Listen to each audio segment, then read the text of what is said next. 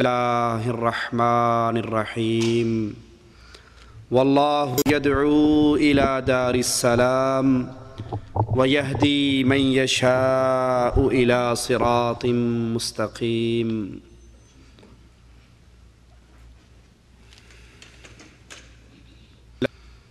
اگر کوئی انسان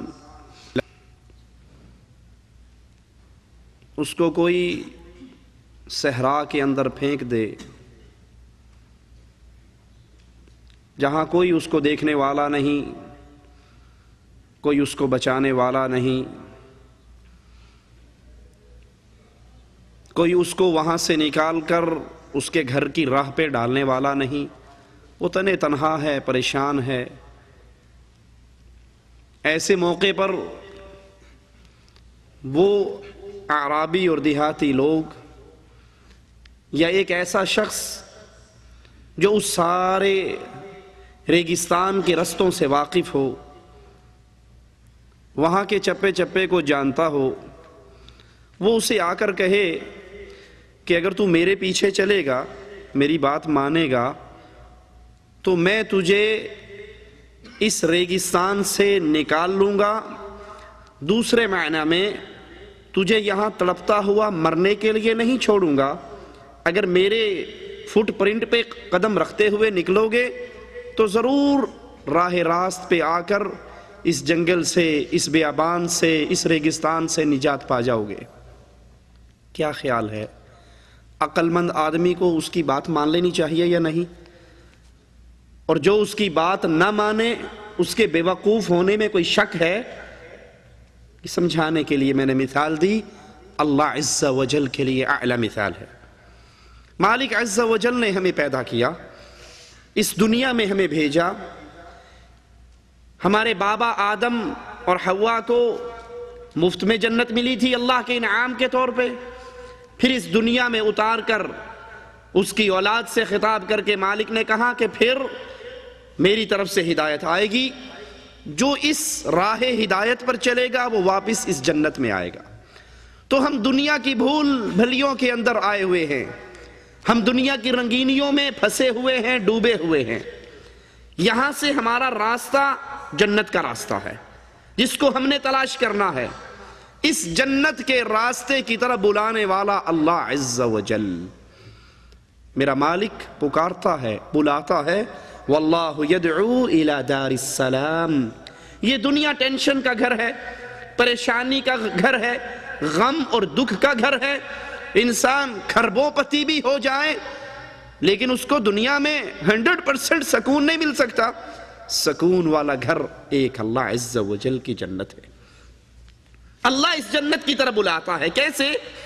ہر دور میں اپنے انبیاء کو بھیج کر، اپنے نبیوں کا پورا سلسلہ مالک عز و جل نے چلایا، اور اس سلسلے کی آخری کڑی محمد الرسول اللہ صلی اللہ علیہ وسلم اس دنیا پہ آئے۔ اسی لیے حدیث میں آتا ہے، آسمان سے فرشتے اترے، ایک فرشتہ رسول اللہ صلی اللہ علیہ وسلم کے لیے مثال بیان کرتا ہے۔ مثال کیا ہے؟ کہ کسی گھر بنانے والے نے گھر بنایا، گھر کو سجایا، اس میں دسترخوان لگایا، اس کے اندر نعمتیں رکھی، اور اپنے نمائندے کو، لوگوں کو اس گھر میں بلانے کے لیے باہر بھیجا۔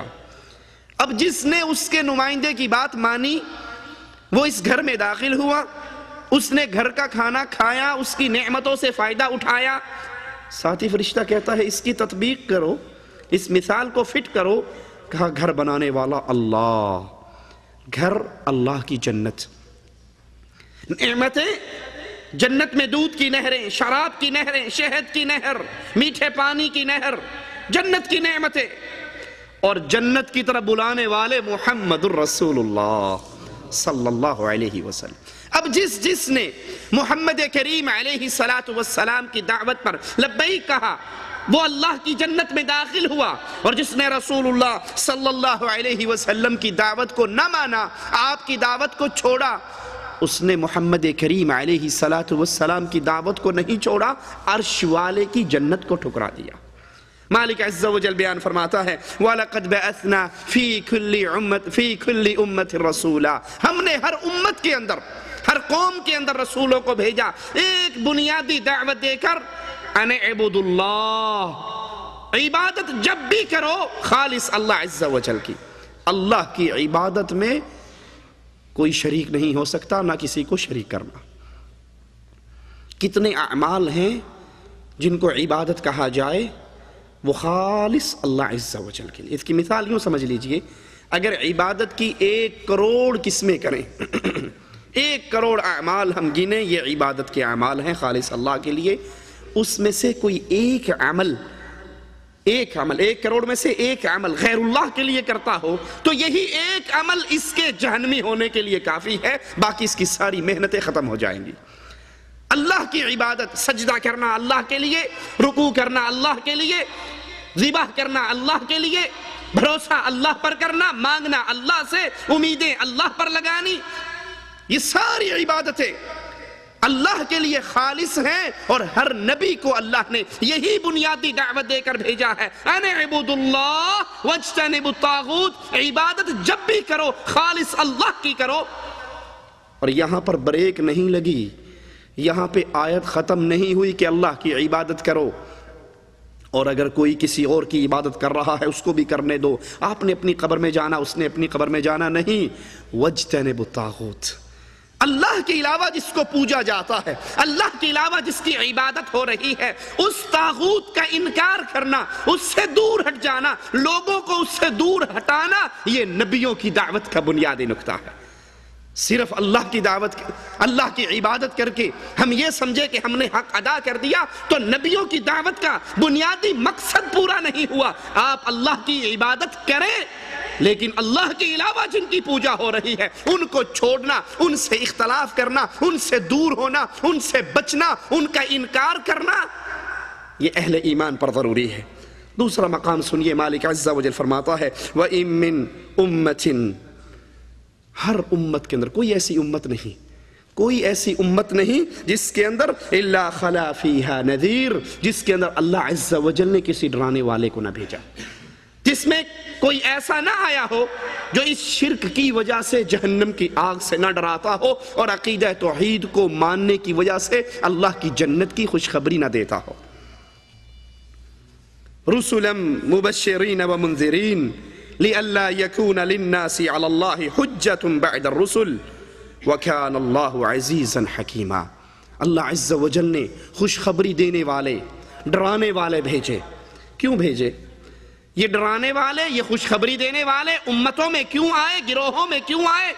اس لیے کوئی قیامت کے دن یہ نہ کہہ سکے اے اللہ ہمیں تو پتہ ہی نہیں لگا، ہمارے پاس تو کوئی آیا ہی نہیں، ہمیں تو کسی نے بتایا ہی نہیں۔ ان لوگوں کی اللہ کے اوپر حجت تمام ہو جائے، یہ نہ کہہ سکیں کہ اللہ ہم تو بھول میں رہے، ہم دھوکے میں رہے، ہمارے پاس کوئی نہیں آیا۔ اور خاص آج کے دور کے اندر جس طرح اللہ عز و جل کا دین مختلف زبانوں میں ترجمہ ہو کر ہمارے ہاتھوں میں کتابوں کے ذریعے، کیسٹوں کے ذریعے، سیڈیوں کے ذریعے پہنچتا ہے، میں سب سے پہلے انسان اپنی جان سے سوال کرے اور پھر ہر بھائی اپنے گریبان میں جھانکے، کیا خیال ہے اگر آج کے دور کا بندہ اللہ کو یہ کہہ سکے گا کہ اللہ مجھے قرآن کی اصل تعلیم کا علم نہیں ہوا؟ کوئی کہہ سکے گا؟ کیرلا کی زبان میں ترجمہ ہے، اردو میں ترجمہ ہے، ہندی میں ترجمہ ہے، پشتو میں ترجمہ ہے، کشمیری زبان میں ترجمہ ہے، دنیا کی بے بہا زبانوں میں اللہ کا دین وہ ترجمہ ہو کر ہمارے ہاتھوں میں پہنچ چکا ہے۔ اگر اب بھی ہم اس دین کو نہ مانیں اور اس دین پہ عمل نہ کریں، اس دین کی دعوت کو اپنے سینے سے نہ لگائیں، اسے قبول کر کے آگے اس کی دعوت کو نہ پھیلائیں، تو کیا کوئی ہمارا بہانہ اللہ کے دربار میں چل سکے گا؟ مالک کہتا ہے میں نے ہر دور میں ڈرانے والے، خوشخبریاں دینے والے بھیجے تاکہ ان لوگوں پہ حجت تمام ہو جائے اور یہ قیامت کے دن کوئی بہانہ نہ کر سکے۔ وَمَا نُرْسِلُ الْمُرْسَلِينَ إِلَّا مُبَشِّرِينَ وَمُنذَرِينَ، ہم نے اپنے رسولوں کو بھیجا کیوں بھیجا؟ یہ رسول کیوں آئے؟ الا مبشرین و منذرین، یہ خوشخبری دینے کے لیے آئے کہ اگر اللہ کی توحید کو مانو گے، اگر اللہ کی عبادت کرو گے، اس کی عبادت میں شریک نہیں ٹھہراؤ گے، تو پھر تمہارے لیے مبارکباد ہے، پھر تمہارے لیے خوشخبری ہے، تمہارے لیے جنت کی نعمتیں ہیں، اللہ کا وعدہ ہے سارے گناہوں کو جس کے لیے چاہوں گا معاف کر دوں گا، لیکن شرک کی برائی کو معاف نہیں کروں گا۔ تمہارے لیے خوشخبری ہے اے اہل ایمان، اے اہل توحید۔ اور اگر نبیوں کی دعوت کو تسلیم نہیں کرو گے، رسولوں کے پیغام کو نہیں مانو گے، تو پھر ڈر جاؤ، یہ آنے والے تمہیں ڈرا رہے ہیں جہنم کی دہکتی ہوئی آگ سے۔ اسی لیے اللہ عز و جل نے رسول اللہ صلی اللہ علیہ وسلم کو اس دنیا میں بھیجا۔ نبی کی دعوت، نبی کا دنیا میں بھیجنے کا مقصد یہی تمام حجت ہے کہ مجھ تک اور آپ تک اللہ کا دین پہنچ جائے، اللہ کی عبادت کے احکامات پہنچ جائیں، اور ہم اس پہ عمل کر کے اپنی آخرت کو سنوار لیں، اپنی قبر کو سنوار لیں۔ اور اگر ہم سیرت رسول علیہ السلام سے کنارہ کشی اختیار کرتے ہیں تو پھر یاد رکھیے یہی عمل ہمارے لیے جہنم میں جانے کے لیے کافی۔ قرآن حکیم بیان فرماتا ہے وَمَا أَرْسَلْنَاكَ إِلَّا كَافَةً لِلنَّاسِ، اے نبی ہم نے آپ کو بھیجا کافۃ للناس، پوری انسانیت کے لیے، تمام انسانوں کے لیے۔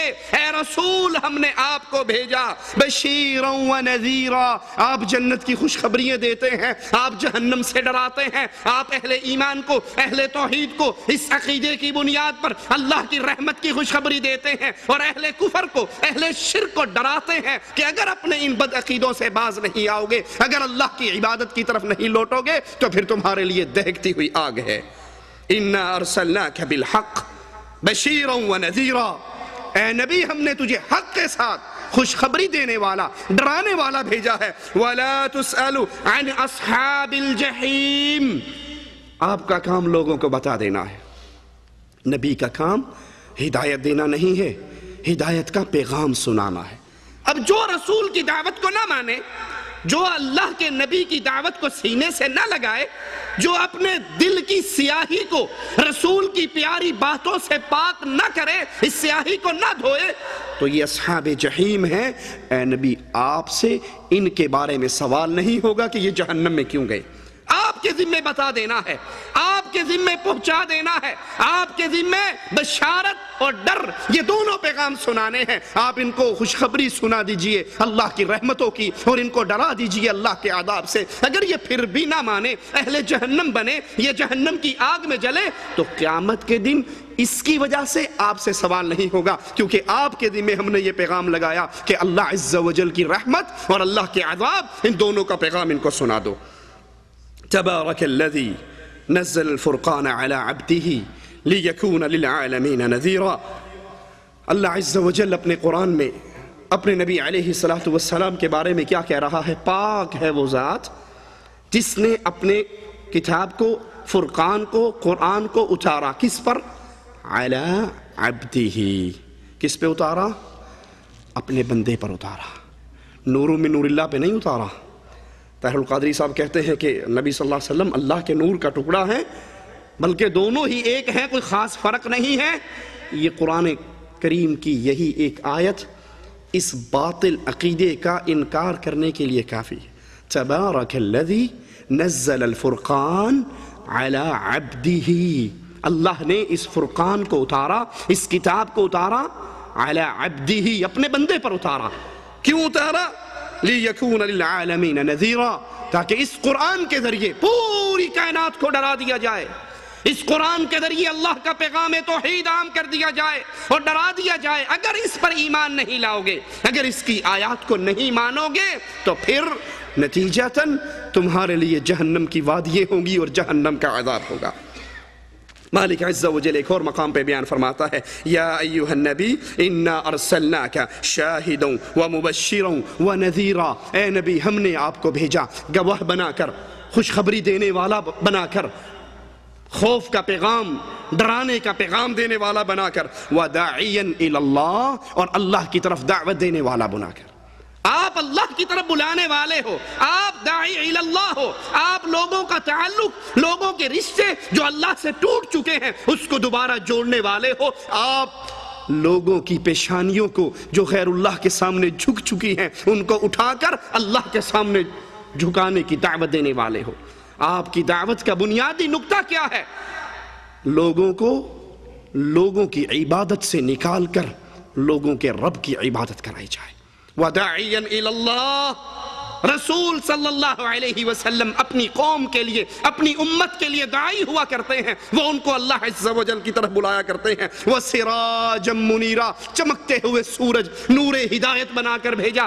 آپ کی ہدایت سے لوگ اپنے سینوں کے سیاہیوں کو دھوتے ہیں، آپ کا پیغام سن کے اس راہ ہدایت پر چلتے ہیں جس سے شرک اور کفر کے سارے اندھیرے مٹ جاتے ہیں، ان کے سینے منور ہوتے ہیں، اور جب سینے میں ایمان داخل ہوتا ہے پھر قبریں منور ہوتی ہیں، پھر آخرت کا جہاں منور ہوتا ہے، اور اہل ایمان کو اللہ عز و جل صراط کے پل کے اوپر نور کی خوشخبری کے سرٹیفکیٹ سناتا ہے۔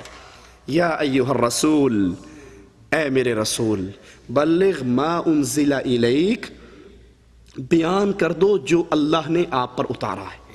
قرآن حکیم کی یہ آیت سورۃ المائدہ ہے، 67 آیت نمبر ہے، ذرا غور کیجئے اس پہ۔ یا ایھا الرسول، اے رسول، بلغ ما انزل الیک، جو کچھ آپ پر نازل ہوا اس کو آگے پہنچا دیجئے۔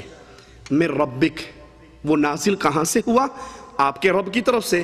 وَإِن لَمْ تَفْعَلْ، اور اگر آپ یہ دعوت کا کام نہیں کرو گے، یہ پیغام عام نہیں کرو گے، یہ پیغام آگے نہیں پہنچاؤ گے، فَمَا بَلَّغْتَ رِسَالَتَهُ، تو پھر آپ نے رسالت کا حق ادا نہیں کیا۔ وَاللَّهُ يَعْصِمُكَ مِنَ النَّاسِ، آپ یہ توحید کا پیغام پہنچا دیجئے۔ لوگ مارنے کی کوشش کریں گے، لوگ آپ کے خلاف پلاننگ کریں گے، لوگ آپ کی جان کے دشمن بنیں گے، لوگ آپ کا تعاقب کریں گے، سب کچھ ہوگا، لیکن اگر یہ دعوت توحید کو آپ پہنچاؤ گے، عام کرو گے، پھر لوگوں کی پریشانیوں کا کبھی بھی اپنے دل میں خیال نہ لانا، کیونکہ جو توحید کی دعوت دیتا ہے اس کا نگران اللہ عز و جل بن جاتا۔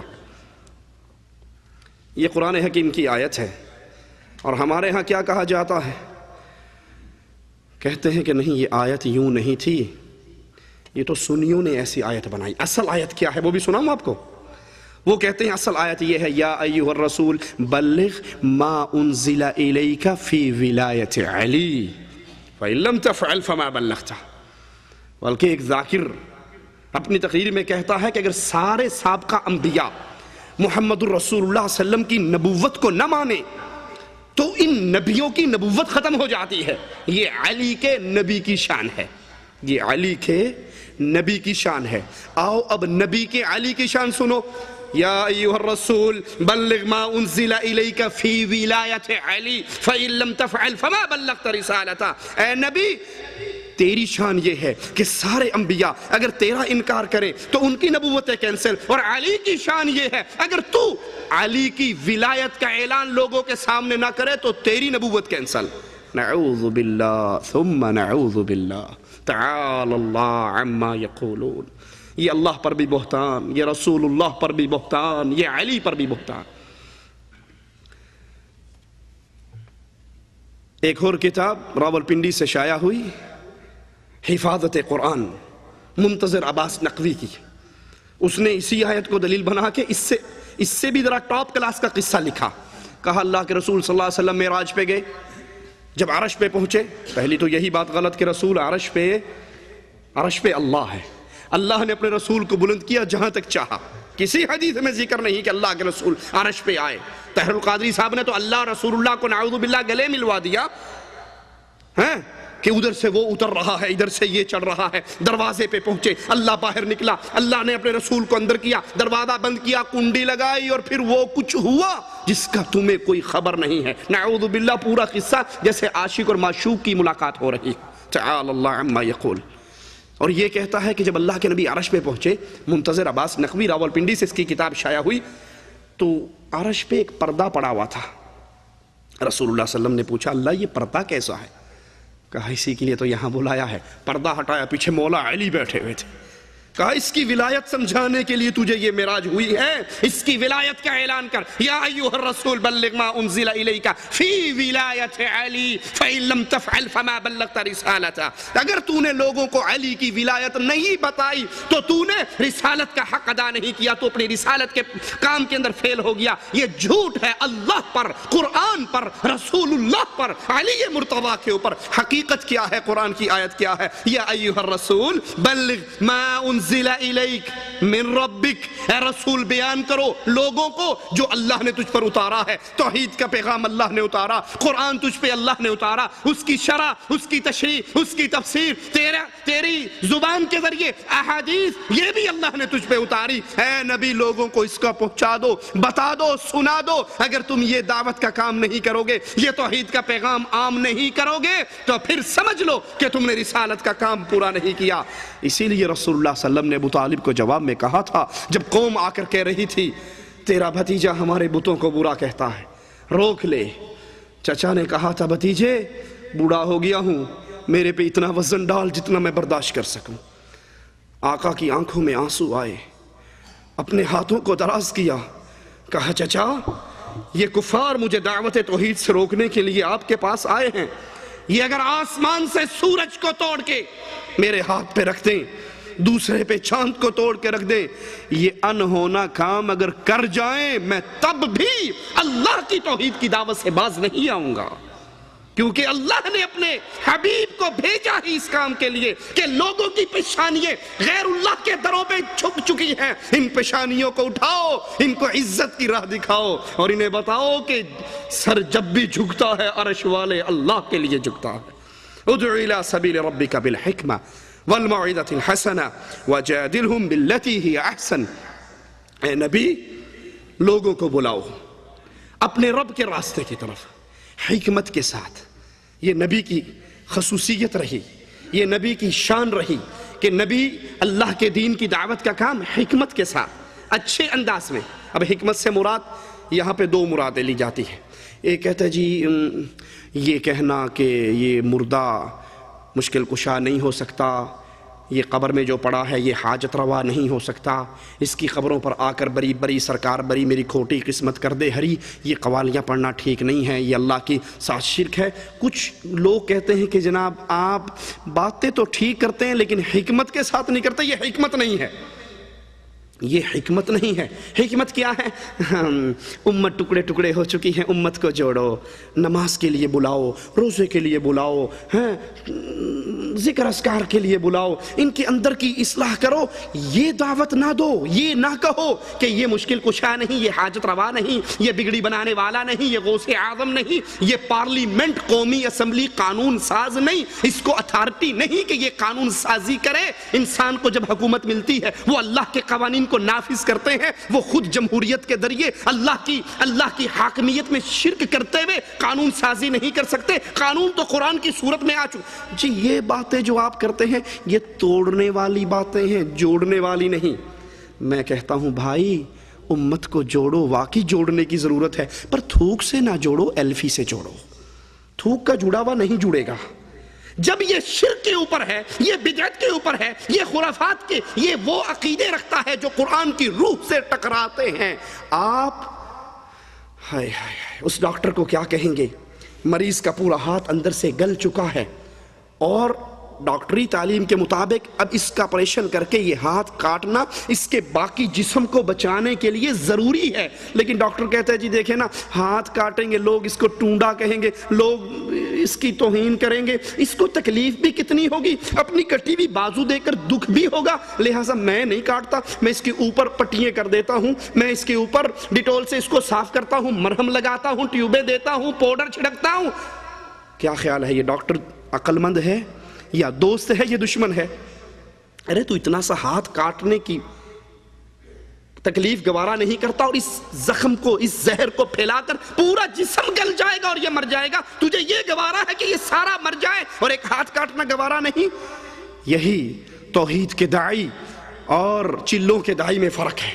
نماز کی دعوت پہ چلنے والی تحریکیں اور توحید کی بنیاد پہ چلنے والی تحریک میں یہ فرق ہے۔ وہ امت کو جوڑتے ہیں نماز سے، روزے سے، حج سے، زکوٰۃ سے، صدقے سے، ذکر اذکار سے، اور اہل ایمان جب بھی توڑتے ہیں وہ کہتے ہیں نماز بعد میں، روزہ بعد میں، حج بعد میں، زکوٰۃ بعد میں، جہاد بعد میں، قتال بعد میں، ساری باتیں بعد میں، پہلے کہو لا الہ الا اللہ۔ اور جو لا الہ الا اللہ پڑھنے کے باوجود قبر پہ سجدہ کرتا ہے، قبروں کا طواف کرتا ہے، مردوں کو یا علی مدد کے نعرے مارتا ہے، ان کو اپنا مشکل کشا و حاجت روا سمجھتا ہے، اس کی نماز برباد، اس کا روزہ برباد، اس کا حج برباد، اس کی زکوٰۃ برباد، اس کا جہاد برباد، اس کا کوئی عمل اللہ کے دربار میں قبول نہیں۔ کیوں؟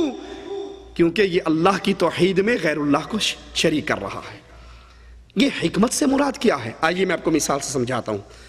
کہتے ہیں تاریخ کے اندر ایک قصہ ہے، ایک بادشاہ سلامت کو خواب آیا کہ میرے سارے دانت ٹوٹ گئے۔ اس نے کو بڑے سارے مولوی صاحب کو بلایا، اپنا خواب سنا ہے کہ میرے سارے دانت ٹوٹ گئے، رات میں نے خواب میں دیکھا۔ اس نے کیا کہا؟ اس نے کہا جناب اس خواب کی تعبیر مجھے یہ سمجھ آتی ہے کہ آپ کا سارا خاندان آپ کی زندگی میں مر جائے گا۔ اس نے کہا تو بڑا ظالم ہے، بے وقوف، میرے سارے خاندان کو مار رہا ہے، یہ تو جلاد کو بلایا، اس کی منڈی کٹوا دی۔ لیکن پریشان تھا، میں نے یہ کیا خواب دیکھا ہے؟ دوسرے کو بلایا، کہتا مولوی صاحب میں نے رات خواب دیکھا ہے، شیخ صاحب ذرا اس کا مسئلہ تو بتائیے۔ اب اس شیخ صاحب کو پتا تھا کہ جو پہلے آیا تھا چل کر نہیں گیا، کندھوں پہ چڑھ کے گیا۔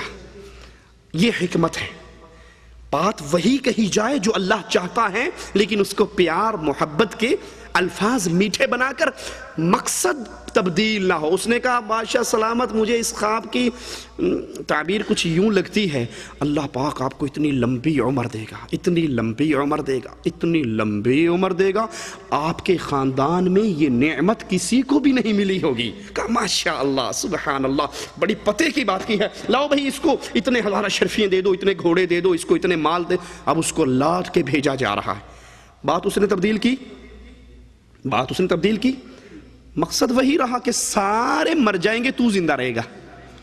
ایک نے لٹھ مارا، گردن کٹوا لی، اور ایک نے بات وہی کی لیکن الفاظ پیار اور محبت کے۔ جب بھی کسی کو دعوت دیجئے محبت اور اس الفاظ کے ساتھ دیجئے کہ وہ سننے والا سمجھے کہ اس کے دل میں میرے لیے کوئی احساس ہے۔ اس کی دوسری مثال دیتا ہوں، ہمارے علاقے کا واقعہ ہے۔ دو شخص بس میں بیٹھے ہوئے، ایک اس سے پوچھتا ہے کہ صاحب آپ کون ہو؟ اس نے کہا جناب میں کافر ہوں۔ اس نے کہا استغفر اللہ، پاکستان میں ہیں، سارے مسلمان ہیں، ادھر کہاں سے کافر آگے؟ مذاق نہیں کرو، صحیح بات بتاؤ۔ اس نے کہا نہیں میں کافر ہوں۔ اس نے کہا صحیح مذاق چھوڑو، صحیح بتاؤ آپ کون ہو؟ کہا اگر میں سچی بتاؤں گا پھر بھی تو مجھے کافر تو کہے گا۔ کہتا کیا مطلب؟ کہا میں شیعہ ہوں۔ کہتا ہاں پھر تے کافر ہیں۔ میں نے پہلے ہی مان لیا میں کافر ہوں، تو جو مجھ پہ فتویٰ لگائے گا میں پہلے مانتا ہوں میں کافر۔ یہ دعوت نہیں ہے، یہ دعوت کا اسلوب نہیں ہے کہ آپ سٹیج پہ کھڑے ہو کے فلاں کافر، شیعہ کافر، جو نہ بولے وہ بھی کافر، جو نہ یہ اللہ کے رسول کی سنت نہیں۔ آپ نے تو کفار کو اپنے گھر میں بلایا، آپ نے کفار کو اپنے گھر میں بلایا، ان کو دودھ پلایا، ان کو گوشت کھلایا، محبت اور پیار سے پھر ان کے سامنے اپنی زندگی کو پیش کر کے کہا میں نے 40 سال تمہارے اندر گزارے، کبھی مجھے جھوٹ بولتے ہوئے دیکھا؟ انہوں نے کہا نہیں، ما جربنا علیک الکذب، تیری زبان تو جب بھی ہلی حق اور صداقت کی باتیں کرتی ہے۔ کہا پھر ایک سچی دعوت دیتا ہوں، قولوا لا الہ الا اللہ تفلحوا تملک العرب والعجم، لا الہ الا اللہ کے اقرار کر لو، عرب و عجم کے مالک بن جاؤ گے۔ اب نبی نے کسی کو گالی دی، لیکن توحید کی دعوت کڑوی دعوت ہے۔ انہوں نے اس کو کیا کہا ابو طالب کے سامنے کہ تیرا بھتیجا ہمارے خداؤں کو گالی دیتا ہے، حالانکہ نبی نے کسی کو گالی۔ اسلوب جب بھی اختیار کیجئے۔ اچھا یہاں پہ ایک اور نقطہ بھی سمجھ لیجئے، اکثر لوگ کہتے ہیں کہ یار اہل حدیثوں کی دعوت تو سچی ہے، اہل حدیثوں کی دعوت سچی ہے، لیکن اخلاق ان کا ذرا تھوڑا سا ڈھیلا ہے۔ میں اس کی مثال دے کے آپ کو سمجھاتا ہوں۔ ایک شخص اینک اتار کے راستے میں بیٹھا ہوا، گزرنے والا گزرا، اس کے پاؤں کی ٹھوکر لگی، اینک ٹوٹ گئی۔ اس نے کہا بھائی معاف کرنا، غلطی ہوگی، آپ کی اینک میری ٹھوکر سے ٹوٹی۔ اس نے کہا ادھر آؤ، آپ دیوبندی تو نہیں ہو؟ کہتا ماشاءاللہ کیسے پہچان لیا آپ نے؟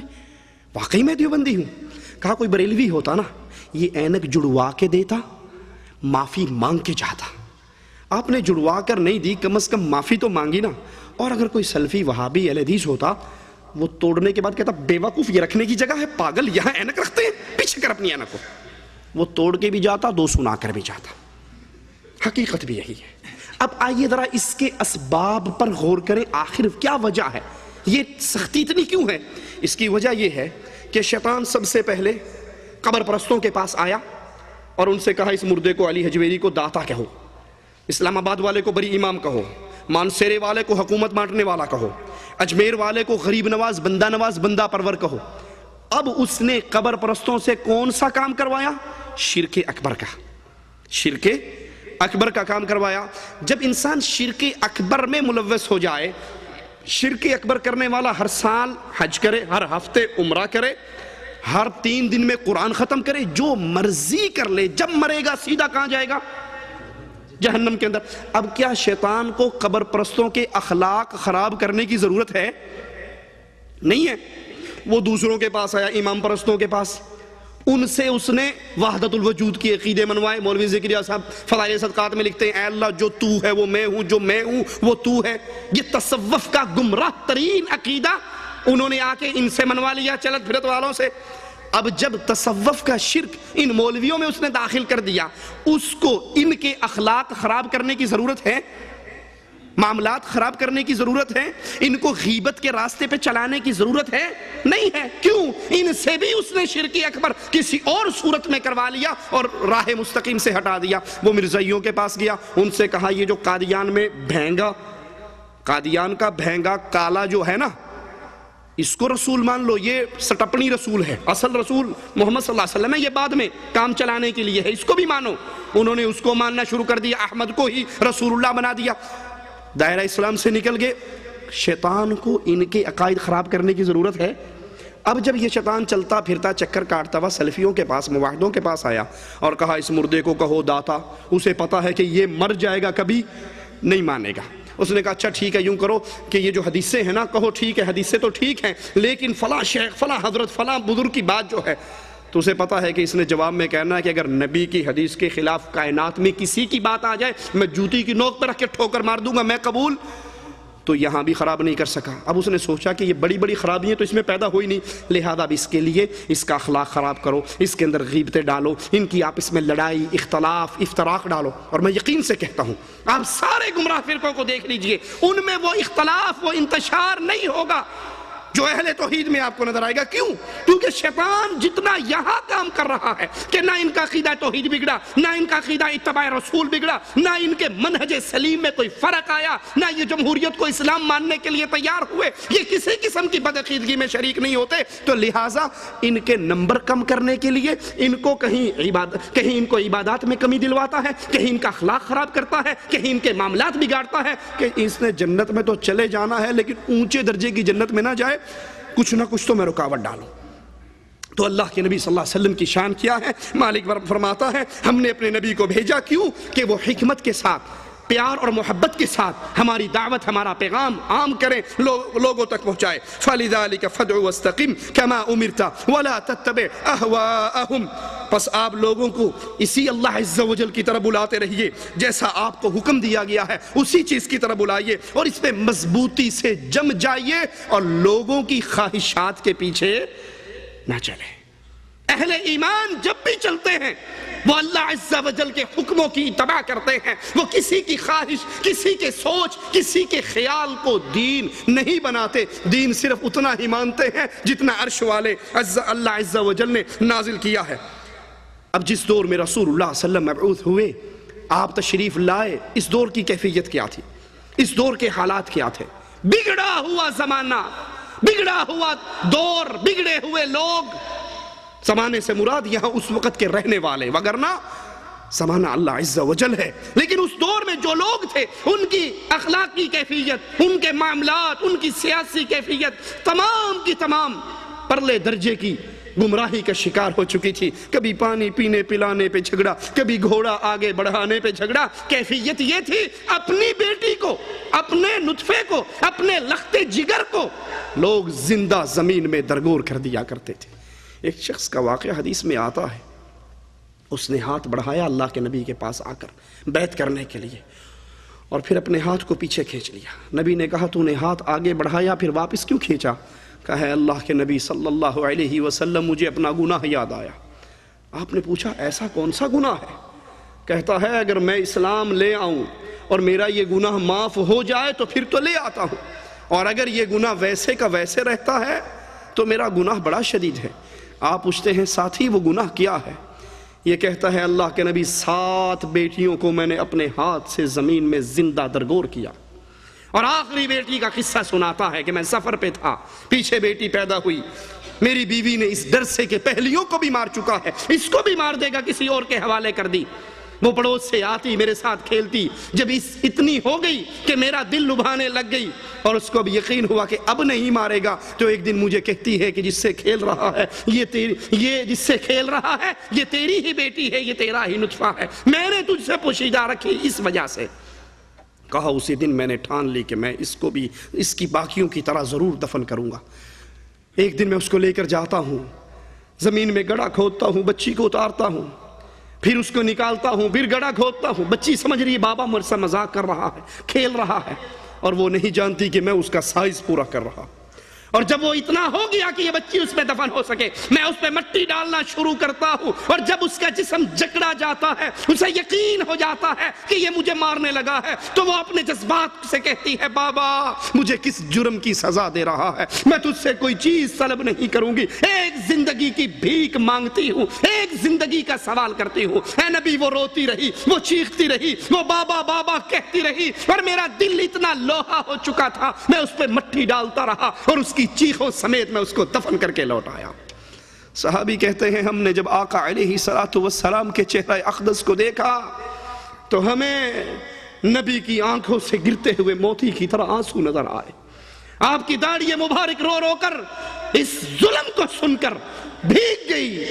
یہ کیفیت تھی اس دور کے لوگوں کی۔ پتھر اکٹھا کر کے بکری کا دودھ دو کر اسی کے سامنے سجدہ ریز ہو جایا کرتے تھے۔ ایک شخص کے بچے مسلمان ہو گئے، باپ ان کا اپنے گھر کے اندر بت رکھ کے اس کی عبادت کرتا تھا۔ سوچا بابا کو کیسے سمجھائیں، بڑی دعوت دی نہ مانا، تو پریکٹیکل دعوت دینے کا آغاز کیا۔ بابا کو گھر نہ پایا، اس بت کو اٹھایا جا کر باہر کچرے پہ پھینکا۔ وہ واپس آیا، اس کو بابا جی نظر نہیں آئے، بڑا پریشان ہوا، باہر نکلا ڈھونڈتا دیکھا تو کچرے پر پڑا تھا۔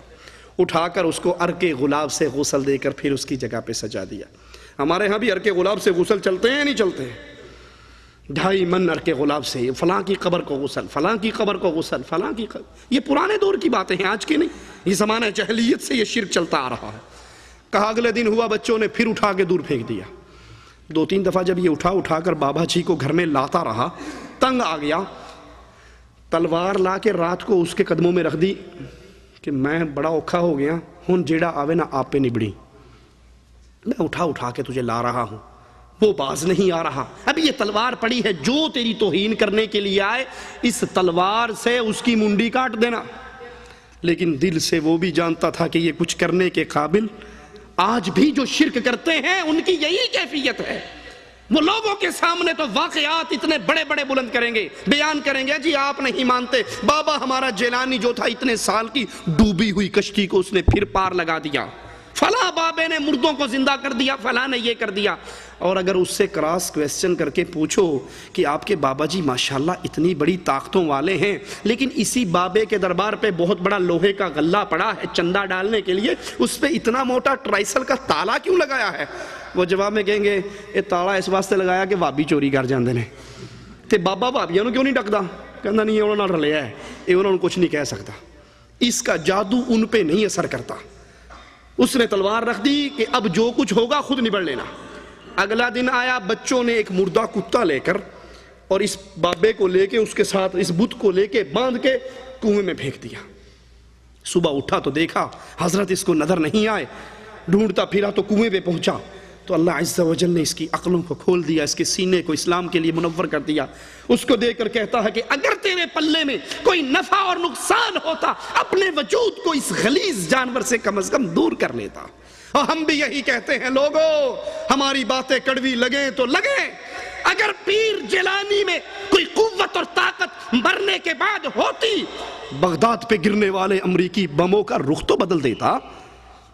لوگ کہتے ہیں جی آپ نہیں مانتے، جب انڈیا نے پاکستان پہ حملہ کیا تھا نا چوری چھپے تو راوی کا پل توڑنے کے لیے بڑی کوشش کی، بڑے طیارے آ کر رکتے رہے اور بم مارتے رہے۔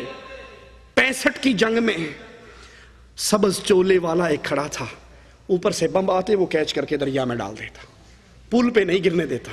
یہ بم پروف تھا، واٹر پروف تو دیکھے ہیں، یہ بم پروف پہلا دیکھا۔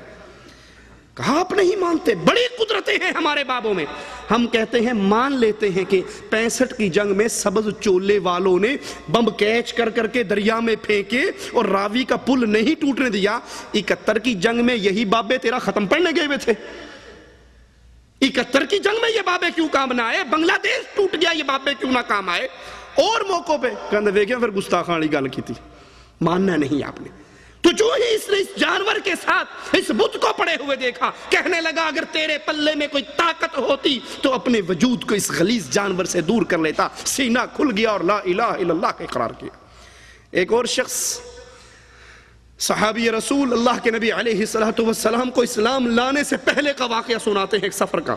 کہا آقا میں سفر پہ نکلا، جہاں پڑاؤ ڈالنا تھا وہاں جا کے اپنا سامان جانور سے اتارا، خیمہ لگایا، سامان سارا تلاش کیا، سب کچھ سامان میں تھا، لیکن بابا جی نہیں تھے، پیر صاحب نہیں تھے، رات کو حفاظت کرنے والی کوئی حضرت جی نہیں تھے۔ بڑا پریشان ہوا کہ اب سونا بھی ہے اور کسی بت کو میں اٹھا کر لاد کر اپنے کندھوں پہ لانا بھی بھول گیا ہوں، اب کیا کروں؟ نیند آئے گی تو کوئی نہ کوئی جانور حملہ آور ہو جائے گا۔ عادت سے مجبور تھا۔ اے اللہ کے نبی میں نے ستو لے کے ستو کو پانی میں گھولا اور پھر اس ستو کے آٹے سے میں نے ایک چھوٹا سا پیر صاحب تیار کیا، پورا تیار کر کے اس کو رکھ کے ساوی چادر ڈال کے اب اس کے آگے ہاتھ باندھ دیے کہ ویکھ لا میں کتنا اوکھا ہویا تیرے واسطے، میں نے تیرے لیے کتنی محنت کی ہے، ٹھیک ہے اب اتنا میں نے تیرے ساتھ سلوک کیا، آگے تیری ڈیوٹی ہے کہ تو ساری رات کسی کو نزدیک نہ آنے دینا۔ اللہ کے لیے سوچئے کہ ہماری حالت یہی نہیں، کتنا بڑا ہی پیر ہو، کتنا بڑا ہی شیخ اور مرشد ہو، جب مر جاتا ہے اس کو غسل ہم دیتے ہیں، اس کو کفن ہم دیتے ہیں، اس کو استنجا ہم کرواتے ہیں، زندے کرواتے ہیں، اس کو کندھے پہ اٹھاتے ہیں، وہ استنجے کے قابل نہیں، وہ غسل کے قابل نہیں، وہ کفن پہننے کے قابل نہیں، وہ قبرستان چل کر جانے کے قابل نہیں، وہ قبر میں اترنے کے قابل نہیں، یہ سارا کچھ کر کے زمین میں دفن کر کے اوپر چڑھ کے پھر کہتے ہیں ہن تک تیرے نال چنگی کی تھی، ہن اگے تو چنگی کریں۔ کہا میں صبح اٹھا، بڑے سکون سے سویا، میں نے جہاں اپنا اور سامان بانٹا اٹھایا تو میں نے اس کو بھی اٹھا لیا اور چل پڑا کہ آگے بھی جہاں ضرورت پڑی اس سے مدد مانگتا رہوں گا۔ آج رات تو اس نے بڑی اچھی کٹائی ہے۔ کہا اللہ کے نبی جب سورج چڑھا اور مجھے بھوک لگی، اب سوچا کھاؤں کیا؟ جو ستو لایا تھا گھول کر پینے کے لیے اس کا تو شاہ صاحب تیار ہو گئے ہیں، اس کے تو سید صاحب تیار کر لیے میں نے، اب میں کیا کھاؤں؟ یہ پیٹ بڑی شے ہے، یہ نہیں ٹکن دیندہ کسی نے۔ کہا سوچتا رہا، بچار کرتا رہا، تلاش کرتا رہا، جب کچھ نہ ملا اور تنگ آ گیا، اللہ کے نبی اس پیر صاحب کو میں نے اٹھایا، پانی میں ڈالا، گھول کے پی گیا۔ شرک کی یہ کیفیت، شرک کا یہ دورہ تھا اس دور میں، اس وقت میں جب رسول اللہ صلی اللہ علیہ وسلم لا الہ الا اللہ کی دعوت لے کر آئے۔ اللہ کے نبی کی دعوت کا مقصد کیا تھا؟ بھٹکی ہوئی مخلوق کو، جن کے رشتے اللہ عز و جل سے شرک کرنے کی وجہ سے ٹوٹ چکے تھے، ان رشتوں کو دوبارہ جوڑنا تھا، ان جھکی ہوئی گردنوں کو اٹھا کر انسانوں کے در سے اٹھا کر انسانوں کے رب کے سامنے جھکانا تھا۔ اسی لیے رسول اللہ صلی اللہ علیہ وسلم فرماتے ہیں میں تمہیں تمہاری پشتوں سے پکڑ کر جہنم سے نکالتا ہوں اور بچاتا ہوں، تم دامن چھڑا چھڑا کے دوبارہ گرتے ہو، یعنی میں تمہیں لا الہ الا اللہ کی دعوت دیتا ہوں، جو اس دعوت پہ آ جاتا ہے وہ جہنم سے بچ جاتا ہے، اور جو اس دعوت کو ٹھوکر مار کے پھر شرک کرتا ہے وہ بھاگ کر خود جہنم میں گرتا ہے۔ آئیے اب دیکھیں رسول اللہ صلی اللہ علیہ وسلم نے دعوت کس چیز کی تھی؟ آپ نے سب سے پہلے کس چیز کی طرف دعوت دی، کس چیز کی طرف بلایا؟ رسول اللہ صلی اللہ علیہ وسلم نے اور پچھلے سارے انبیاء نے۔ کیا انہوں نے نماز کے اوپر کوئی جماعت بنائی؟ کیا انہوں نے چلے کے اوپر کوئی جماعت بنائی؟ کیا انہوں نے ذکر اذکار کے موضوع پہ کوئی جماعت بنائی؟ کیا انہوں نے یتیموں، بیواؤں، مسکینوں، بے سہارا لوگوں کی مدد کے لیے کوئی جماعت بنائی؟ اس بنیاد پہ قوم کو اکٹھا کیا؟ کیا عربیت اور عجمیت کے نام پہ اکٹھا کیا؟ کس چیز پر؟ اللہ کے رسول صلی اللہ علیہ وسلم نے اس معاشرے میں انقلاب کے بیج بوئے، آپ نے ان کو بنیادی دعوت یہی دی، قولوا لا الہ الا اللہ تفلحوا، لا الہ الا اللہ کو مان لو، اللہ کی توحید کو تسلیم کر لو، فلاح پا جاؤ گے دنیا کی زندگی میں بھی اور آخرت کی زندگی میں۔ اللہ کے نبی کی پہلی دعوت، بنیادی دعوت لا الہ الا اللہ کی دعوت ہے۔ یہی سارے انبیاء کی دعوت، یہی اللہ کے حبیب کی دعوت۔ اس دعوت کو مکے والے ٹکراتے ہیں، آپ طائف کی بستی میں جاتے ہیں، طائف والوں کو دعوت دیتے ہیں، وہ پتھر مار مار کے آپ کو زخمی کر دیتے ہیں۔ اس لا الہ الا اللہ کی دعوت کی وجہ سے احد کے میدان میں آپ کے دندان مبارک شہید ہوتے ہیں، آپ کا سر مبارک زخمی ہوتا ہے، آپ گڑھے میں گرتے ہیں اور پکار اٹھتے ہیں، یہ قوم کیسے فلاح پا سکتی ہے جنہوں نے اپنے رسول کے ماتھے کو پھاڑ ڈالا؟ نبی کو اس دعوت کی وجہ سے کہیں ایک کافر گلے میں کپڑا ڈال کے بل دیتا ہے، آپ کی آنکھیں ابل پڑتی ہیں، ابو بکر دوڑتے ہوئے آتے ہیں، اس آدمی کو دھکا دے کے پیچھے کر کے کہتے ہیں اس شخص کو اس لیے قتل کر رہے ہو کہ یہ کہتا ہے ربی اللہ، میرا رب اللہ ہے۔ آپ کو بے بہا تکلیفیں آئی، کبھی راستے میں کانٹے گرائے گئے، کبھی آپ کو حالت سجدے میں اونٹ کی جیر کے نیچے دبایا گیا، کبھی ابو جہل پتھر اٹھا کر آپ کو مارنے کے لیے بھاگا۔ آپ نے یہ ساری مصیبتیں، ساری تکلیفیں برداشت کی، لیکن توحید کی دعوت سے اپنے دامن کو نہ چھڑا، اپنے آپ کو اس دعوت سے الگ نہیں کیا۔ تو یہ درس ہے میرے لیے اور آپ کے لیے، ہم جب بھی اپنی دعوت کا آغاز کریں لا الہ الا اللہ سے دعوت کا آغاز کریں، یاد رکھیے جس دعوت کی بنیاد لا الہ الا اللہ نہیں ہے، جس تحریک کی بنیاد لا الہ الا اللہ نہیں ہے، وہ تحریک باطل ہے، وہ تحریک گمراہ کن تحریک ہے جو اللہ کی توحید کو چھوڑ کر کسی اور مسئلے پہ پارٹی بازی کرے، جماعت سازی کرے، لوگوں کو اکٹھا کرے۔ لا الہ الا اللہ کی بنیاد نہ ہو، وہ بنیاد کوئی اور ہو، وطن کی آزادی بنیاد ہو، جمہوریت بنیاد ہو، کسی اور پوائنٹ پہ اکٹھا ہو جائے، چلے کی بنیاد ہو، نماز کی بنیاد ہو، قربانی کی بنیاد ہو، زکوٰۃ کی بنیاد ہو، اگر لا الہ الا اللہ بنیاد نہیں ہے تو یہ تحریک اسلام کی تحریک نہیں ہے۔ مالک عز و جل اپنے رسول سے کہتا ہے، نبی بیان کیجئے، قل هذه سبیلی ادعو الی اللہ، یہ میرا راستہ ہے، کہہ دیجئے هذه سبیلی، یہ میرا راستہ ہے، لا الہ الا اللہ، توحید کی دعوت۔ توحید کی دعوت کی بنیاد پر اختلاف و افتراق، پیار و محبت، میں اس سے پیار کیوں کرتا ہوں؟ کیونکہ یہ موحد ہے۔ میری اس سے دشمنی کیوں ہے؟ کیونکہ یہ مشرک ہے۔ میں اس کو بیٹی کا رشتہ کیوں دے رہا ہوں؟ کیونکہ یہ موحد ہے۔ میں اس کو بیٹی کا رشتہ نہیں دے رہا، کیوں؟ یہ مشرک ہے۔ میں اس کے پیچھے نماز پڑھتا ہوں، کیوں؟ یہ موحد ہے۔ میں اس کے پیچھے نماز کیوں نہیں پڑھتا؟ کیونکہ یہ مشرک ہے۔ بنیاد لا الہ الا اللہ، محبت لا الہ الا اللہ پر، نفرت لا الہ الا اللہ پر۔ هذه سبیلی، یہ محمد علیہ السلام کا راستہ ہے۔ ادعو الی اللہ، میں نہ چلے کی طرح بلاؤں، نہ میں نماز کی طرح بلاؤں، میں نہ روزے کی طرح بلاؤں، سب سے پہلے میں اللہ کی توحید کی طرح بلاؤں۔ جو توحید کو مان لے پھر اگلی دعوت اس کے سامنے پیش کروں۔ حضرت معاذ کو یمن کی طرف روانہ کیا اور کہا، معاذ اہل کتاب کی طرف جا رہے ہو، سب سے پہلے ان کو لا الہ الا اللہ کی طرف بلانا۔ کوئی کہہ سکتا ہے کہ جناب ہم بھی تو یہی کہتے ہیں کلمہ ٹھیک کر لو، ہم بھی تو یہی کہتے ہیں کہ کلمہ ٹھیک کر لو۔ میں کہتا ہوں ہاں یہی کہتے ہو کہ کلمہ ٹھیک کر لو، لیکن اس کلمے کا ترجمہ کسی کو بتاتے، اس کلمے کے تقاضے بیان کرتے، اس کلمے کے حقوق بیان کرتے، اس کلمے کی ڈیمانڈ بیان کرتے، یہ نہیں کرتے۔ بس لا الہ الا اللہ کا مطلب ہے کہ اللہ کے علاوہ کوئی معبود برحق نہیں، اللہ کے رسول اس کے رسول ہیں، یہ نہیں بیان کرتے کہ یہ کلمہ پڑھنے کا تقاضا یہ ہے کہ پھر یہ گردن کسی اور کے سامنے نہیں جھک سکتی، یہ زبان یا علی اور یا رسول اللہ مدد کے نعرے نہیں لگا سکتی، اللہ کو چھوڑ کر پیروں کو غوث اعظم نہیں کہا جا سکتا، اللہ کی شریعت کو چھوڑ کر اس کے مقابلے پر پارلیمنٹ کو یہ حق نہیں دیا جا سکتا کہ وہ جمہوریت کے ذریعے اوپر آ کر قانون سازی کرے 2/3 اکثریت میں، جو چاہے شراب کو حلال کر دے، سود کو حلال کر دے، جو چاہے کرے۔ اور اگر ملک میں اسلام نافذ کرنے کی بات ہو تب تب بھی پارلیمنٹ کے 2/3 اکثریت سے شریعت بل کو پاس کروا کے لاؤ. 2/3 پارلیمنٹ کی اکثریت شریعت بل کو پاس کرے گی, یہ ملک کا قانون بنے گا. اور اگر یہ 2/3 اکثریت اس قانون کو پاس نہیں, فیل کر دے گی, تو قرآن بھی فیل ہو جائے گا اور ملک میں بطور قانون نافذ نہیں ہو سکے گا. جس نے لا الہ الا اللہ پڑھنے کے بعد پھر یہ عمل کیے, اس کا لا الہ الا اللہ فوت ہو جاتا ہے, اس کے لا الہ الا اللہ کا مقصد فوت ہو جاتا ہے, اس کی وہ روح مار دی جاتی ہے. لا الہ الا اللہ, اس کا مطلب, اس کے معانی بیان کیجئے, اس کی تشریح کیجئے. کتنے ہی موقع ہیں جس پر اس لا الہ الا اللہ کو بنیاد بنا کر عامت الناس کے جذبات سے کھیلا جاتا ہے. کبھی ملک بنانا ہو تو آواز لگتی ہے پاکستان کا مطلب کیا لا الہ الا اللہ, اور نہیں بتاتے کہ لا الہ الا اللہ کا مقصد کیا ہے. اگر مقصد بیان کر دو تو مرزائی بھاگ جائے گا, مقصد بیان کر دو, مطلب بیان کر دو, مفہوم بیان کر دو تو قبر پرست بھاگ جائے گا, صوفی بھاگ جائے گا, شیعہ بھاگ جائے گا. وہ کہے گا اگر لا الہ الا اللہ کا یہ مطلب ہے تو پھر تم نے وابیوں کا ملک بنانا ہے. لا الہ الا اللہ کا ہمارا مطلب تو یہ ہے کہ کلمہ پڑھتے رہو, قبروں کی طواف جاری رہے, کلمہ پڑھتے رہو, یا علی مدد کے نعرے جاری رہے, کلمہ پڑھتے رہو, یا رسول اللہ مدد کی صدائیں جاری رہے, کلمہ پڑھتے رہو, اور قبروں کی درباروں کی کمائی جاری رہے. اگر لا الہ الا اللہ آپ کی اور میری دعوت کا بنیادی نقطہ ہے تو اللہ کے لیے اس کے مفہوم کو بیان کیجئے, اس کی شرائط کو بیان کیجئے, اس کے تقاضوں کو بیان کیجئے. نبی کہہ رہے ہیں میرا یہ راستہ ہے ادعو الی اللہ, کہ میں اللہ کی توحید کی طرف بلاتا ہوں, علی بصیرہ, دلیل کے ساتھ, برہان کے ساتھ.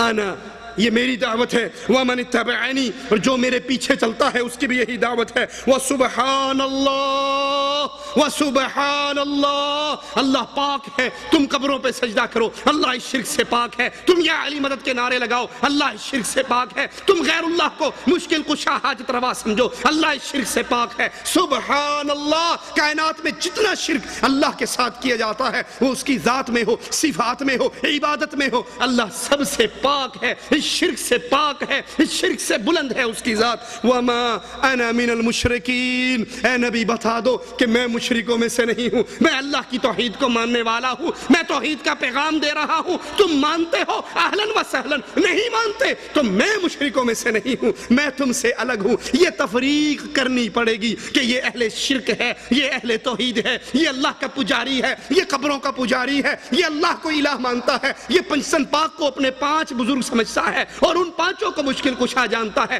جب تک یہ تفریق نہیں ہوگی, جب تک چوں چوں کا مربع باقی رہے گا, اس وقت تک اصلاح اور نجات نہیں ہو سکتی. آج چوں چوں کا مربع ہے اکثریت میں, الا من رحم ربی. دلیل اس کی 9 محرم کو پڑوس سے گوشت آتا ہے, حلیم آتا ہے, حلوہ آتا ہے, دینے والا آ کر مواحد کا دروازہ بجاتا ہے. مواحد باپ اپنے بیٹے کو کہتا ہے بیٹا ان کو یہ نہیں کہنا کہ یہ حرام ہے, لے لو, کوٹھے پہ پھینک دیں گے. یہ نہیں بتانا کہ حرام ہے. کیوں؟ ہمارے پڑوسی ہیں, ہمارے رشتہ دار ہیں, ہمارے تعلق والے ہیں. اگر ان کو یہ پتہ لگ گیا کہ ہم کہتے ہیں یہ حرام ہے, یہ حسین کی سبیل ہے, اور حسین کی سبیل اللہ کی سبیل کے مقابلے پر اللہ کی عبادت میں شرک ہے, سبیل صرف اللہ کی ہوتی ہے, سبیل حسین ہو یا سبیل رسول ہو یا کسی اور کی سبیل ہو, یہ سب شیطان کی سبیلیں ہیں. جو اللہ کے نام پر ہوتا ہے وہ اللہ کی سبیل ہے. اگر یہ کہہ دیا تو پتہ لگ جائے گا یہ وابیاں کر رہے ہیں, پتہ لگ جائے گا یہ مواحدوں کا گھر ہے, تو ہمارے مفادات خراب ہوں گے, ہماری دکانداریاں خراب ہوں گی, ہماری رشتہ داریاں خراب ہوگی. یہ چوں چوں کا مربع ہے. جب تک آپ ننگے نہیں ہوتے اللہ کی وحدانیت کے عقیدے میں اور قوم اور قبیلوں میں تفریق اور لڑائی نہیں ہوتی اس لا الہ الا اللہ کی بنیاد پہ, اس وقت تک ہم دعوت محمد ماننے میں جھوٹ بولتے ہیں, ہم سچے نہیں ہیں.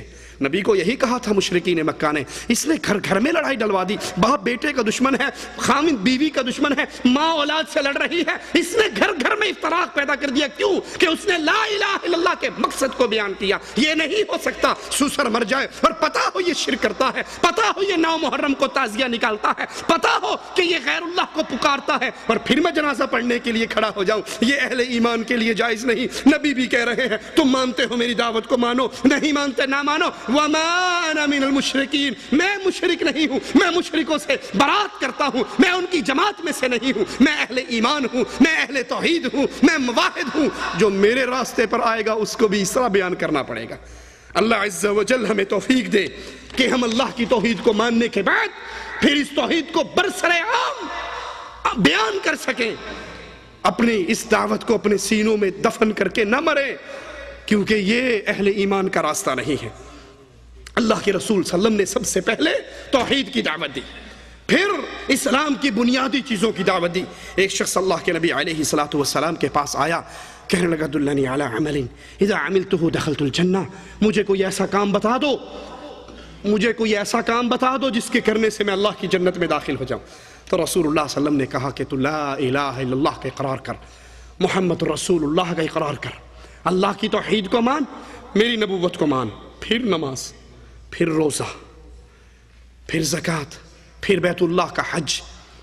کہنے لگا بس؟ آپ نے کہا، کہتا اللہ کی قسم کھا کر کہتا ہوں جتنا آپ سے سنا ہے اس میں ایک رتی کے دانے کے برابر، ایک رائی کے دانے کے برابر نہ اضافہ کروں گا نہ کمی کروں گا، جتنا آپ نے کہا ہے اتنے کو مانوں گا۔ اپنی سواری کو موڑتا ہے، آقا فرماتے ہیں جو چاہتا ہے دنیا میں چلتے پھرتے جنتی کو دیکھ لے، اس کو دیکھو اگر یہ اپنی بات میں سچا ہے تو دنیا میں چلتے ہوئے یہ جنتی جا رہا ہے۔ اس حدیث میں دو باتیں سمجھ آتی ہیں۔ سب سے پہلی، اللہ کے نبی نے سب سے پہلی دعوت توحید کی دی، اپنی رسالت کی دی، پھر نماز کی، پھر زکوٰۃ کی، روزے کی اور حج کی۔ اور دوسری بات کیا سمجھ آتی ہے؟ اس صحابی کا منہج کتنا صاف تھا۔ اس نے کہا اے اللہ کے پیارے حبیب علیہ السلام، جتنا دین میں نے آپ سے سیکھا ہے اس میں نہ ایک رائی کے دانے کے برابر اضافہ ہوگا نہ کمی ہوگی، میں اتنے کو دین مانوں گا جتنا آپ نے بیان کیا، نہ اس میں فلاں شیخ کی بات دین بنے گی، نہ فلاں حضرت کی بات دین بنے گی، نہ فلاں مولوی کی بات دین بنے گی، دین صرف اتنا جتنا محمد الرسول اللہ صلی اللہ علیہ وسلم نے بیان کیا۔ آپ نے مبادئ اسلام کی دعوت دی، نماز روزے حج کی طرف بلایا، زکوٰۃ کی طرف بلایا، اسی طرح آپ نے اخلاق اور مساوات کی دعوت دی۔ رسول اللہ صلی اللہ علیہ وسلم نے فرمایا قیامت کے دن تم میں سے سب سے زیادہ میرے قریب وہ ہوگا جس کا اخلاق سب سے اچھا ہوگا، جس کا اخلاق سب سے اچھا ہوگا اہل ایمان میں سے، موحدین میں سے، مشرکوں میں سے نہیں، موحدین میں سے، اللہ کے نبی کے قریب زیادہ سے زیادہ قریب وہ ہوگا ایمان لانے کے بعد، عمل صالح کے بعد جس کا اخلاق سب سے بہتر ہوگا، وہ اللہ کے نبی علیہ السلام کے اتنا قریب ہوگا۔ آپ نے مساوات کی دعوت دی، فرمایا کسی عربی کو عجمی پر، کسی کالے کو کسی گورے پر کوئی فوقیت نہیں سوائے اللہ کے تقوی کے ساتھ۔ ہمارے ہاں کیا کہتے ہیں جی، میں شاہ صاحب ہوں، میں سید صاحب ہوں، سید کی بیٹی کا نکاح غیر سید سے، یہ گھر میں بیٹھی بیٹھی 40 سال کی ہو کے بوڑھی ہو کے مر سکتی ہے، لیکن سید کی بیٹی کا رشتہ راجپوت سے نہیں ہو سکتا، پٹھان سے نہیں ہو سکتا، پنجابی سے نہیں ہو سکتا، سرائکی سے، یہ سید ہے، اس کے لیے سید چاہیے۔ اللہ کے نبی نے فرمایا کسی کو کسی پر کوئی فوقیت نہیں سوائے تقوی کے ذریعے۔ ہو سکتا ہے جس کو تم ایک کم تر ذات سمجھ کر اس سے سلام لینے کے روادار نہیں ہو سکتا ہے اللہ کے ہاں اس کا مقام کتنا بلند ہو۔ نبی نے کہا تھا بلال رضی اللہ عنہ وارضاہ کو، جو قریشی و نسل نہیں تھے، جو سردار نہیں تھے، جو سید نہیں تھے، لیکن عمر کہا کرتے تھے سیدی بلال، یہ بلال میرا سردار ہے، میرا سید ہے۔ اس کو نبی نے کہا تھا بلال کیا عمل کرتے ہو؟ میں جنت میں چل رہا تھا، تو زمین پہ چل رہا تھا، تیری جوتیوں کی آہٹ مجھے جنت میں آ رہی تھی۔ اسلام میں کسی کالے کو گورے پر، کسی عربی کو عجمی پر، کسی سید کو پٹھان پر، کسی ارائی کو کمہار پر، کسی کو تیلی مسلی موچی پر کوئی فوقیت نہیں ہے۔ یہ تو اللہ نے جو قومیں بنائی ہیں لِتَعَارَفُوا، تمہارے تعارف کے لیے بنائی ہے، تمہارے تکبر کے لیے نہیں بنائی کہ یہ لوہار ہے، یہ موچی ہے، یہ فلاں ہے، یہ کمی کمین ہے، ان کو بیٹی۔ اللہ کے نبی نے اسی اصول بیان کیا، تمہارے پاس کسی کا رشتہ آئے، تمہیں دو چیزیں پسند ہو، پہلی چیز اس کا ایمان پسند ہو، دوسری چیز اس کا اخلاق پسند ہو، تو پھر انکار نہ کرو۔ اگر انکار کرو گے ایمان و اخلاق کو پسند کرنے کے بعد، پھر ڈر جاؤ کہیں اللہ کی طرف سے فتنے میں مبتلا نہ ہو جاؤ۔ اسی طرح رسول اللہ صلی اللہ علیہ وسلم نے عدل اور امانت کی دعوت دی، شفقت اور رحمت کی دعوت دی۔ آپ نے فرمایا جو چھوٹوں پہ شفقت نہیں کرتا، جو بڑوں سے محبت نہیں کرتا، ان کا احترام نہیں کرتا، وہ ہم میں سے نہیں ہے۔ یہ دعوت دی کیوں جائے؟ یہ بھی ایک سوال ہے نا۔ میں اپنی جان کو ٹھیک کر رہا ہوں، بس میں نماز پڑھتا ہوں، میں دین کے اوپر چلتا ہوں، میں نے ٹھیکہ لیا ہوا ہے۔ جس طرح بڑے بڑے لوگ بھی بیان دیتے ہیں، کوئی دین کے ٹھیکیدار بننے کی ضرورت نہیں ہے، تو ہم دعوت دے کیوں؟ کوئی قبر پہ سجدہ کر رہا ہے، وہ کر رہا ہے نا، کیا کہتے ہیں جی؟ اس نے اپنی قبر میں جانا، میں نے اپنی قبر میں جانا۔ کسی کے مذہب کو نہ چھیڑو، اپنے مذہب کو نہ چھوڑو، اپنے مذہب پہ قابو رہو، لیکن کسی کو کچھ نہ کہو۔ جو جہاں لگا ہے ٹھیک لگا ہے، یہ بھی سنا آپ نے یا نہیں؟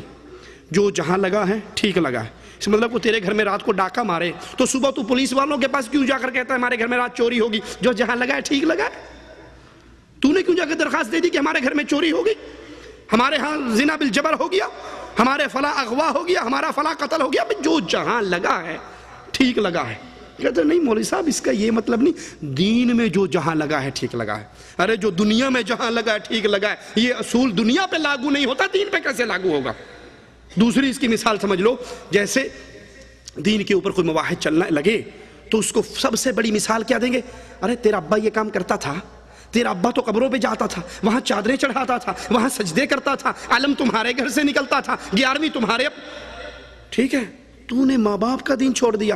اور اگر اسی کا باپ موچی تھا، یہ پڑھ لکھ کر ڈاکٹر بن گیا، تو کوئی اس کو آ کر یہ نہیں کہے گا تیرا ابا موچی تھا تو ڈاکٹر کیوں بنا؟ باپ کا دین چھوڑ دیا تو نے۔ وہ کہے گا پاگل بے وقوف، میرے ابے نے تعلیم حاصل نہیں کی، ان پڑھ جاہل رہا، اس لیے موچی رہا، میں پڑھ لکھ کر میڈیکل آفیسر بن گیا۔ دنیا میں یہ دلیل کوئی کسی کو نہیں دے گا، لیکن جہاں ایمان کی بات آئے، جہاں توحید کی بات آئے تو فوراً کہیں گے ماں باپ کا دین نہیں چھوڑنا۔ اور جہاں دین کی بات، جو جہاں لگا ہے ٹھیک لگا ہے، کسی کو کچھ نہیں کہیے، اپنی قبر ٹھیک کیجئے۔ آپ نے اپنی قبر میں جانا، اس نے اپنی قبر میں جانا، آپ نے اس کی قبر میں جانا، آپ نے ٹھیکہ لیا ہوا دین کا، تو ہم دعوت کیوں دیں؟ قرآن بیان کرتا ہے وَإِذْ قَالَتْ أُمَّةٌ مِّنْهُمْ لِمَ تَعِظُونَ قَوْمًا، اور جب کہ ان میں سے ایک جماعت نے کہا تم ایسے لوگوں کو نصیحت کیوں کرتے ہو؟ اللہ مہلکہم او معذبہم عذابا شدیدا، جن کو اللہ نے ہلاک کرنا ہے یا اللہ نے ان کو عذاب علیم دینا ہے۔ مشرک کو اللہ نے ہلاک کرنا ہے، مشرک پہ عذاب علیم نازل ہونا ہے، تمہیں کیا ٹینشن ہے؟ تم کیوں مصیبت میں پڑتے ہو؟ کیوں تقریریں کر کر کے گلے پھاڑتے ہو؟ کیوں سیڑھیاں بانٹتے ہو؟ کیوں کیسٹیں دیتے ہو؟ کیوں لوگوں کو پکڑ پکڑ کے توحید کی باتیں کرتے ہو؟ جس قوم کو اللہ نے ہلاک کرنا ہے انہوں نے تو ہلاک ہونا ہی ہونا ہے، تم کیوں دعوت دے رہے ہو؟ تم کیوں پریشان ہو؟ تم کیوں محنتیں کر رہے ہو؟ تم کیوں راتوں کو جاگ رہے ہو؟ تم کیوں لوگوں کے گھروں میں پہنچ رہے ہو؟ تم کیوں لوگوں کو اس شرک سے، اس بدعت سے بچ جاؤ، شرک سے بچ جاؤ، گناہ سے بچ جاؤ، تم نے ٹھیکہ لیا ہوا ہے، اللہ نے ان کو عذاب دینا ہی دینا ہے۔ یہ کہنے والے گمراہ لوگ نہیں تھے، گمراہ سے مراد نافرمان لوگ نہیں تھے، کوئی گناہگار نہیں تھے بڑے بڑے، یہ بھی نیک لوگوں کی جماعت تھی۔ ایک نیک لوگ وہ جو ہفتے والے دن شکار نہیں کھیلتے تھے، دوسرے وہ جو شکار کھیلتے نہیں تھے لیکن کھیلنے دیتے بھی نہیں تھے، تیسری وہ جو شکار کھیلتی تھی۔ 3 پارٹیاں تھیں۔ ایک پارٹی جو خود یہ اللہ کی بغاوت نہیں کرتی تھی لیکن جو تبلیغ کرتے تھے، جو لوگوں کو منع کرتے تھے، جو لوگوں کو دعوت دیتے تھے، یہ آ کر کہا کرتی تھی کہ تم نے ٹھیکہ لیا ہوا ہے، ان کو تو اللہ نے عذاب دینا ہی دینا ہے، تمہیں ٹینشن لینے کی ضرورت نہیں ہے، تمہیں دعوت دینے کی ضرورت نہیں ہے، تمہیں محنت کرنے کی ضرورت نہیں ہے۔ اللہ مہلکہم، اللہ ان کو ہلاک کرنے والا ہے، او معذبہم عذابا شدیدا، یا ان پہ شدید عذاب اتارنے والا ہے۔ تو وہ قوم جو اہل ایمان میں سے جو نہ اللہ کی نافرمانی کرتے تھے اور نہ نافرمانیوں پہ خاموش ہوتے تھے، ان کا جواب سنیے، قرآن حکیم کی آیت ہے، وہ کیا کہتے ہیں؟ قالوا معذرة إلى ربكم، قالوا معذرة إلى ربكم، ہم یہ دعوت کا کام کیوں کر رہے ہیں؟ ہم یہ لوگوں کو پیغام کیوں دے رہے ہیں؟ ہم کیوں بتا رہے ہیں قبروں میں دفن ہونے والے مشکل کشا نہیں ہو سکتے، داتا اور غوث نہیں ہو سکتے، مددگار نہیں ہو سکتے؟ ان کی قبروں پہ طواف کرنا، نظر چڑھانا، چادریں چڑھانا، پھول دینا، دیے جلانا، ان کے اوپر آ کر سجدہ ریز ہونا، ان کے پاس بکروں کی نیاز دینا، ان کو آ کر پکارنا، ان سے اولاد مانگنا، ان سے مدد مانگنا، ان سے عزت مانگنا، ان سے فتح مانگنا، یہ سب شرک ہے، یہ جہنم میں جانے کا سبب ہے۔ ہم یہ دعوت کیوں دیتے ہیں؟ قالوا معذرة الى ربكم، یہ دعوت اس لیے دیتے ہیں کہ ایک گھڑی وہ آنے والی ہے، ایک دن وہ آنے والا ہے جب مالک کے دربار میں کھڑے ہوں گے، اللہ کے دربار میں ہوں گے، اللہ ہم سے سوال کرے گا، تو ہم اللہ کے سامنے معذرت پیش کر سکیں گے، ہم اللہ کے سامنے کم از کم یہ ہیلا کر سکیں گے، ہم اللہ کے سامنے یہ حجت کر سکیں گے، اللہ ہم نے ان کو منع کیا تھا کہ قبروں پر مزاروں پر میلے نہ لگایا کرو، اللہ ہم نے انہیں منع کیا تھا